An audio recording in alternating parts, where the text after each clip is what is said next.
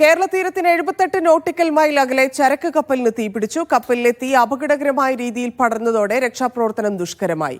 കടലിൽ ചാടിയ 18 ജീവനക്കാരെ രക്ഷപ്പെടുത്തി. കാണാതായ 4 പേരെക്കുറിച്ച് ഇപ്പോഴും വിവരമില്ല. രക്ഷാപ്രവർത്തനത്തിന് പോയ കോസ്റ്റ് ഗാർഡിന് കപ്പലിന് അടുത്തു പോകാൻ പോലും കഴിഞ്ഞിട്ടില്ല.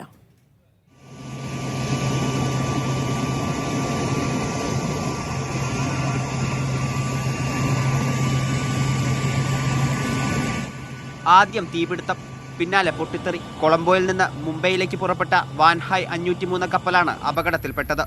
24 ജീവനക്കാരാണ് കപ്പലിലുണ്ടായിരുന്നത്.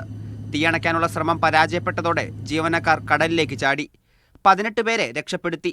അപകടകരമായ വസ്തുക്കൾ കണ്ടെയ്നറിലുണ്ടായിരുന്നു. ഇതടക്കം കടലിലേക്ക് പതിച്ചു.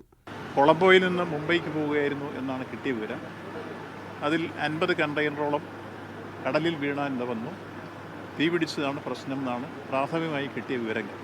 അപകട വിവരം ലഭിച്ചതിന് പിന്നാലെ നേവിയുടെയും കോസ്റ്റ് ഗാർഡിന്റെയും കപ്പലുകളും ഡോണിയർ വിമാനവും എത്തി. ആളിപ്പടരുന്ന കപ്പലിലെ തീ കാരണം സംഘത്തിന് കപ്പലിനടുത്തേക്ക് അടുക്കാനായില്ല. കപ്പലും വെള്ളത്തിലേക്ക് വീണ കണ്ടെയ്നറുകളും നിയന്ത്രണമില്ലാതെ ഒഴുകി നടക്കുന്നതും വെല്ലുവിളിയായി. സ്ഫോടന സാധ്യതയുള്ളതിനാൽ കരുതലോടെയാണ് രക്ഷാപ്രവർത്തനം. വിവിധ ബ്യൂറോകൾക്കൊപ്പം മീഡിയ 1 തിരുവനന്തപുരം.